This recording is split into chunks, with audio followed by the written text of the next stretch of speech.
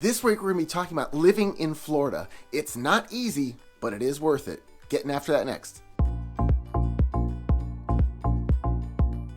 Hey everybody, my name's Craig Cunha. I'm a local real estate agent here in Southwest Florida, and if you're looking for a channel to tell you a little bit more about what it's like to live, play, eat, sleep, and buy real estate on the Gulf Coast, this is the channel for you.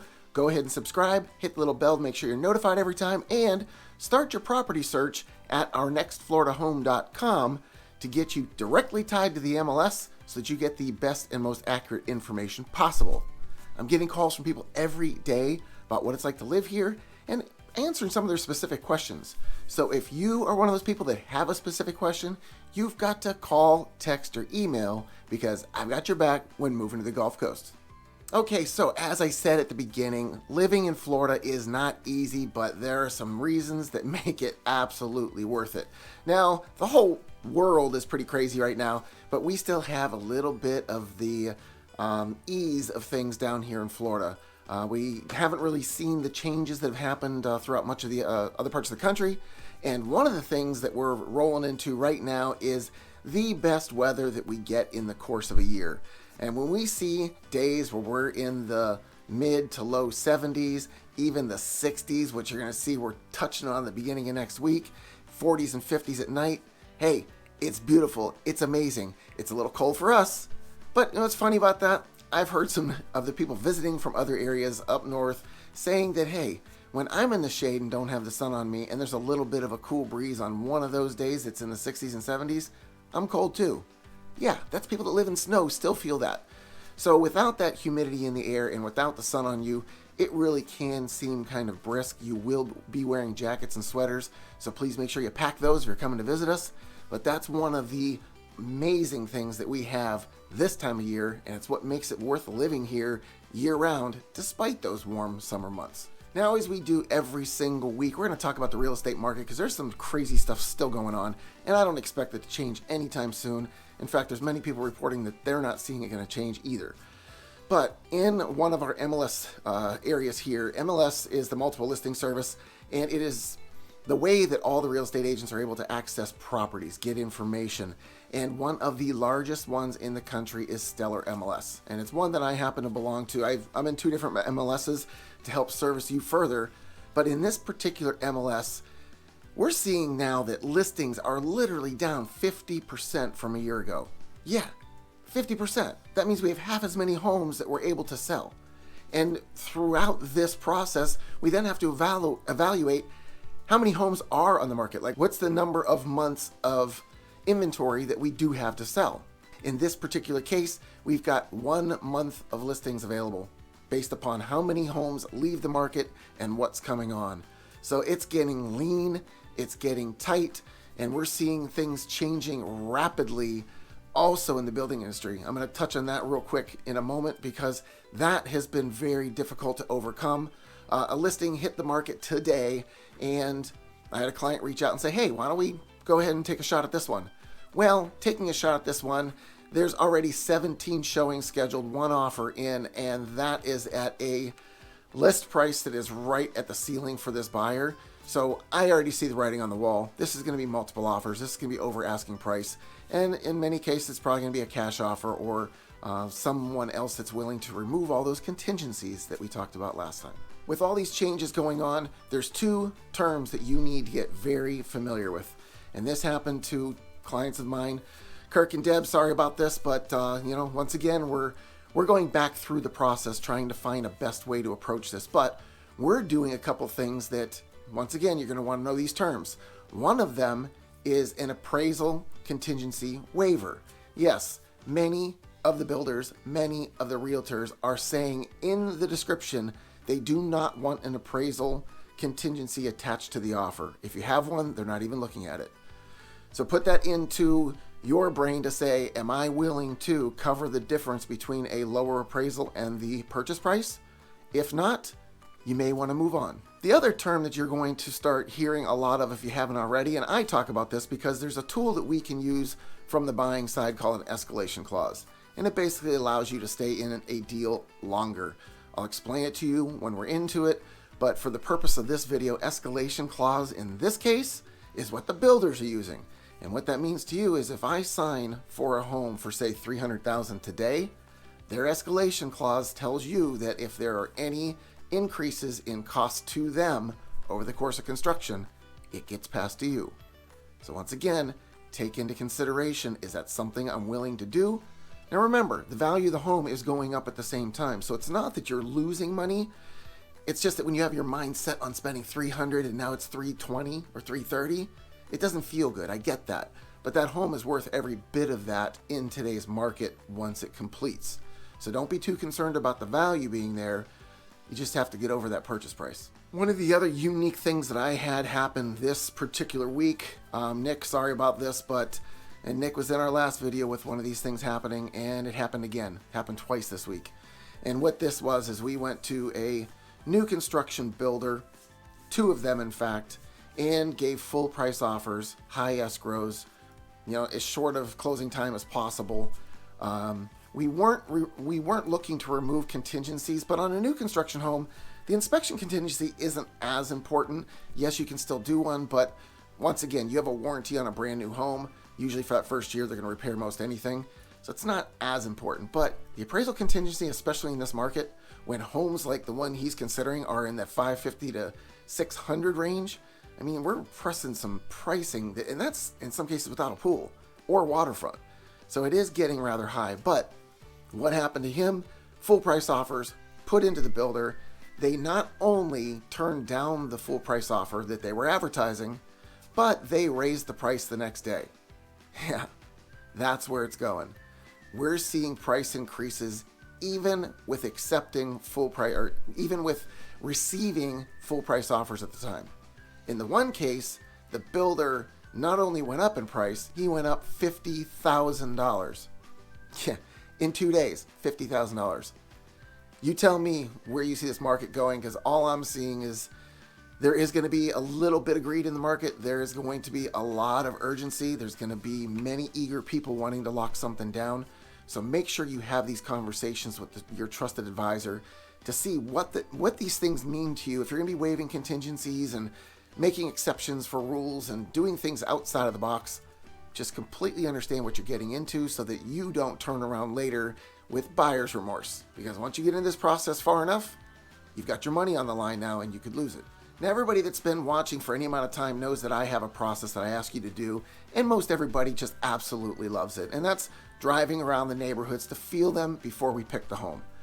Well, this just got more important because a listing that one of my clients wants to go see, the listing agent says very clearly in the description or confidential comments to agents, the people going to the showing, the buyers going to the showing, have to drive the neighborhood before even scheduling the showing.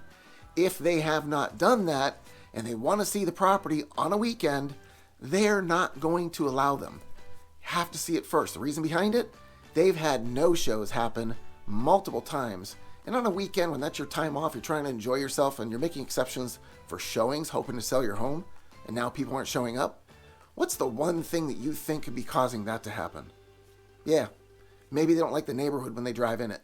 So that's why we drive neighborhoods. We want to see what they look like. We want to make sure I'm going to be happy coming into these neighborhoods every day when I come home from work, or that I'm going to be happy to show it off to my friends and family when they come to my house to enjoy this new home that I bought in Florida. Now, Cape Coral is a very popular place for short-term rentals, especially now, because this is the point when everybody's considering, hey, I want a place in Florida, but I'm not ready to do it yet. So what do I do in the meantime to cover my costs? Oh, hey, there's VRBO, there's Airbnb, there's some local property managers that do short-term rentals. So I'll just rent it out whenever I'm not using it and get those bills paid for that way. Hey, there's a reason why everybody comes to Cape Coral for that, and they don't go to Fort Myers, and they don't go to Bonita, and they don't go to Naples. Cape Coral has some of the loosest restrictions for rentals, or at least not enforced. And I say that because there is a little known restriction on rentals. It's supposed to be a 1 week minimum. But once again, if it's not enforced, does it really apply? Anyway, there are no HOAs to govern how many people can come in and out through the course of a year, how many times it can be done. Like I said, there is that restriction. It's supposed to say a week or more on a particular visit. But again, enforcement is so difficult unless the neighbors are able to collect information and give it to somebody that can do something about it. This continued process of VRBOs coming into the area is making our inventory very, very tight for the actual buyers that need these homes. But once again, these people, in many cases, are intending to use the home in the future. They just have to cover the cost because they're living in another home up north or out west, and it's tough to carry 2 mortgages, or 3 or 4, however many they may have. But that's one of the reasons why the short-term rentals in Cape Coral are so popular. Now, another reason that the homes in Cape Coral are popular is that if you look around, there's usually a lot of space in between the homes. Some of these new communities that are being built up, I drove by one the other day, I don't think I can get my truck to go between the 2 houses. That's how narrow it was. That's how tight you are against your neighbor. Well, here in Cape Coral, you've got some space. I could drive my truck and probably another truck side by side through the opening. So it's nice to have that open space. But there's a downside. I mentioned that we don't have HOAs. We do have code enforcement, but once again, code enforcement only works if it's enforced. And you'll see driving around the neighborhood, and this was today. I was just kind of riding around and noticing some things, and I've noticed this before, and you might have seen some of these things, but I've got to show this again because of the fact that it's not all roses having no restrictions. This code enforcement, if you call it in, yes, they're going to stay on top of it, but there's not a whole lot that can be done other than putting fines onto the property or liens onto the property, and nothing will happen until you sell the property anyway. So if they stay there for 20 years, there's really nothing that's going to be done. Now, you're going to see some things like paint colors on homes. That's something that's really not enforceable to change. So if your neighbor has odd taste and they have some funky colors, you might just have to get used to it. Now, things like boats sitting in the wrong areas, having a collection of a lot of different things.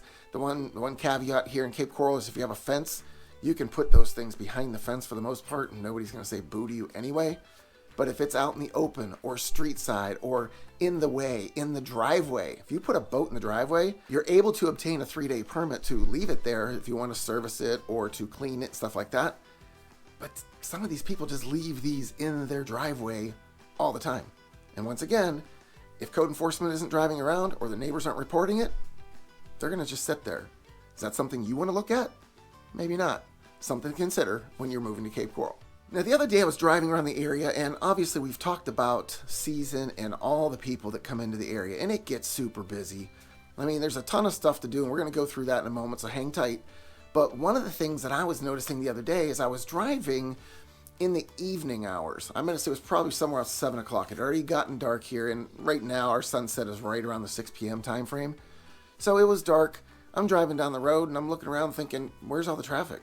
Where's everybody from the daytime? Because during the day, sometimes you can't get anywhere. If I go 2 miles down the road, it can take me 20 minutes. Just depends on where, and obviously time of day. But in the evenings, when people are home, having dinner, watching TV, putting the kids to bed, whatever it is, that might be the time to go to the grocery store or to go to the malls or the outlets or any of these other places you want to frequent. I'm not going to encourage you to go out to dinner that late because it might not be that great for your health, but do that too. There's going to be less people out and about because they're getting on with the other parts of their life at that time of day. I have a friend that moved out of the area recently and went up to Virginia, and this happens to many, many people, and it's happening to her, is you move away from this area looking for change because, you know, some people come in and they're like, oh man, Florida, it's hot, it's sticky, it's annoying, there's so many people, I can't stand all the visitors, all the tourists. Yeah, but you go somewhere else and you deal with the weather changes and you deal with the different types of elements. If you have pets, this particular friend has dogs and she's noticing ticks on the dogs. That's not something she would find here commonly when living here, but up in the wooded areas where she is now, that's what's happening. So when you get these minor inconveniences and you're getting weather you're not really used to, and it's not pleasant. When you go from warm and sunny to cool and rainy and potentially snow, yeah, man, that's a big change. So people that leave the area do also want to come back. So you hear all the time people saying, hey, you move to Florida, you're going to move back home because you're just not going to like it here. You know, sometimes it's the opposite. You get so used to this wonderful lifestyle here that you got to come back to it. The other thing that she noticed, especially in this day and time of what we experience here, the mandates. There are mandates going on all over the country still, whether it's have a mask, have a vaccine, oh, you can't do this, oh, you can't do that. And it's, you move to an area and the people that have already lived there for a period of time are already used to these mandates, and they might believe in them and they might really embrace them. And now you're walking into their territory. Just like we say to all of you coming to Florida, you're going to see this on forums and posts everywhere. Don't bring your state's policies and those thought processes to Florida. And it's not because we're trying to be difficult. It's just that we've lived freely for such a long time that we want to stay that way. So just like us coming to your state, we have to get used to all your changes. All the things that you are already used to, those are brand new for us. So if you're looking to make a move from Florida to somewhere else, consider those changes, because it may have you coming right back to Florida. Florida has something else that's very unique that you have to be aware of because of our climate here. If there's a product like an outdoor fan that says indoor, don't hang it up, because you're going to end up looking like this. The heat and humidity really beat on certain products and certain things that you try to store in different ways or put them out in the elements. So if it says outdoor rated, make sure you get outdoor rated. Indoor might be cheaper, might be easier to handle or deal with, but you're going to end up replacing it more often because the humidity and heat are no joke here. They will beat things up very quickly. You'll find that those Adirondack chairs that are made of plastic, that if they're left in the sun throughout the course of a few weeks or a few months, those things will crack in no time. So you do have to protect those things. Yes, some of them are labeled as outdoor, but even leaving them out in the elements like that will just reduce the lifespan on them. Keep that in mind when you're going and shopping for pieces and parts of your new Florida home. You may have heard already, we're getting some new things in our area. I've talked about the ones in Cape Coral, but there's a massive, major project that's going on Fort Myers Beach, Margaritaville. Now I looked this up and found out there's a number of locations for Margaritaville around the world. So it's a pretty cool resorts type of thing that we're going to be experiencing here in the next 2 years. I think the 2023 is when they're expecting this to finish. And it's going to have a parking garage. It's going to be a full resort, kind of all-inclusive type of thing. And part of it's going to be over on the beach side. Part of it's going to be towards the interior. And there's going to be a pedestrian bridge that goes over the road. So it's going to cut down on all that traffic that was trying to cross the road right there at Town Center. Now, there's some downsides to this. Margaritaville is going to be absolutely amazing as an attraction to get to, but what does an attraction do? It brings lots of people, right? Well, this area of Fort Myers Beach is already so jammed, and if you've ever tried to get on Fort Myers Beach, and it's a busy time of the day, you're waiting in a stacked up line, but it's going to be infusing a lot more people to the area. Town Center already is an attraction. The sunset is an attraction every single day. While it sounds like a great thing and a wonderful thing to happen, it could have its negatives too. We're just going to have to wait and see. On top of that, a couple other projects. There is a Sunseeker Resort going in up in Port Charlotte on the river. Yes, another waterfront destination. We love waterfront destinations here. This one is said to have a ton of shops and restaurants and obviously rooms. So it's going to be another attraction for boaters to pull up to, for people to drive to. If you're a sunset waterfront kind of person, you're going to have many more things to come that you're going to be able to enjoy. We're going to have to wait for it. It's going to take a couple years because these projects are pretty massive. But when it gets here, it's going to give us that much more to look forward to. Now, downtown Fort Myers, it's revitalizing over these last few years. We're seeing changes. The Luminary Hotel is absolutely amazing. And there's an amphitheater coming. Yeah, they're building it right now, right on the water. We're looking forward to some live music concerts down there to give us that atmosphere, something we've been sorely missing. We try to make up for them with things like this seafood festival that we hopped over to last weekend. A lot of people were talking about this. It was a great event, just hundreds of people, if not thousands, live bands going on, bars set up everywhere. Now, I will say there's a downside to all this. Obviously, if you're not into crowds, this may not be for you. And if you notice, there's not a lot of masks going on either. So if you're somebody that's afraid of picking something up, well, there's a good chance of it. That was an experience that I would absolutely do again. We have these festivals going on all the time. Cape Coral at the same time had an art festival. We shut down all of Cape Coral Parkway and had different tents and things set up down there for vendors to show their artwork. It's a really neat thing they're doing. We have Bacon Fest here. We have all kinds of different festivals. We have trolleys that'll have you bar hopping. You can pay for tickets in advance to be able to get on these trolleys. So there's lots of things going on, and especially this time of year, farmers markets, lots of outdoor stuff for you to be entertained by. So if that's the kind of stuff you're into, this is the time of year you want to be here.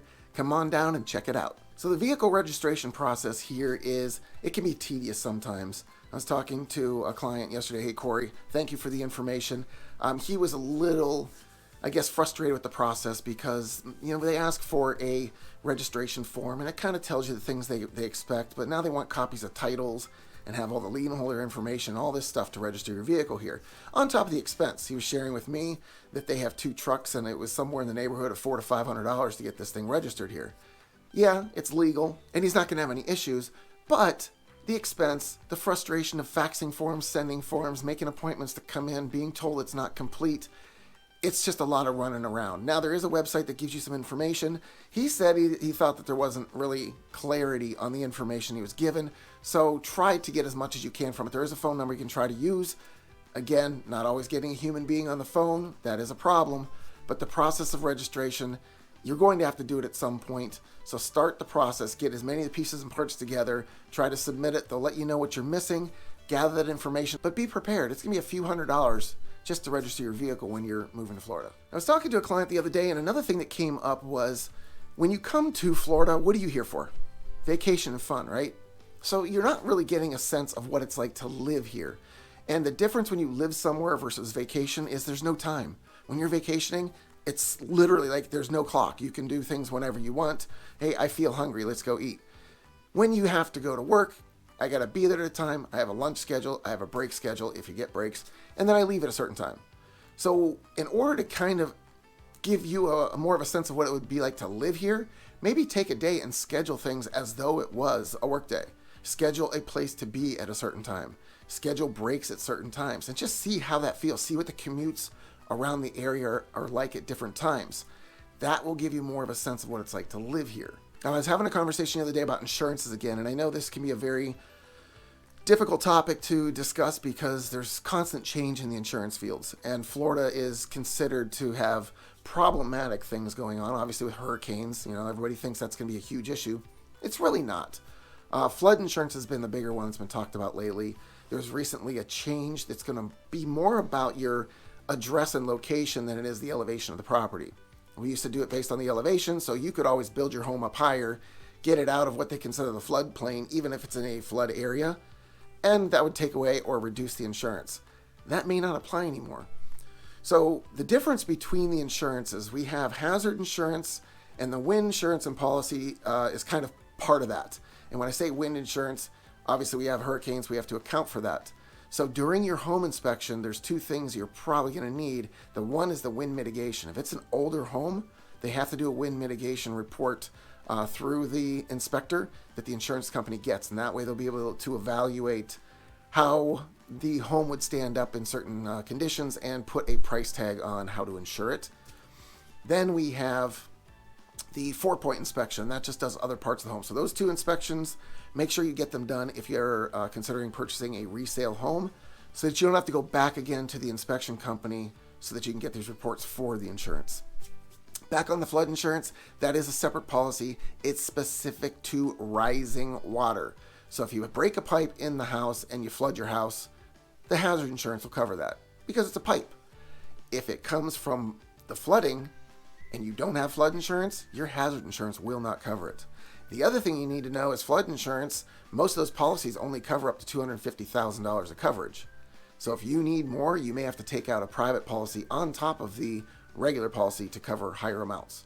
Now, some boat considerations. We talk about boating all the time here because we have so much darn water. And as you know, I recently purchased a boat. Yeah, I know a lot of people say that's not the smartest decision because you can rent and you can go to the Freedom Boat Club. Well, we're going to talk a little bit more about the Freedom Boat Club today because that is a viable option for some people. If you're someone that isn't going to be boating all the time and you don't care about necessarily securing certain days, especially during holidays, it could work for you. Now, there is an initiation fee, a one-time fee it varies based upon the different plans, but I'm going to take the average right around $7,000. So you put this $7,000 down, And then you have a monthly charge depending on the type of boat or the days in which you want to use. If you're doing weekdays only, you're going to have a lower rate. If you're doing any day of the week, you're going to have a higher rate. If you're looking for a premium type of boat, you're going to have a higher rate as well. The boat sizes range from about 17 feet to 24 feet, and they're going to be deck boats, they're going to be pontoons, they're going to be center console. So you're not always going to get the same kind of boat either. One of the advantages to owning a boat is getting to know the boat and know how it responds and how it acts in certain conditions. If you're always changing boats, i.e. in this boat club, you may not have a good handle on exactly how that boat's going to maneuver and how it's going to work in certain conditions. So that could be a negative, but the thing about the Freedom Boat Club that people like is they don't have to take care of the boat. They don't have to service the boat. They don't have to clean the boat. You basically take it out, have your fun, and come back. Now, during the weekend, they break their time blocks into like a morning time and an afternoon time that you would have to secure both blocks to have it for the day. I don't know how difficult that's going to be. I see a lot of comments from people that say, hey, man, we're enjoying this.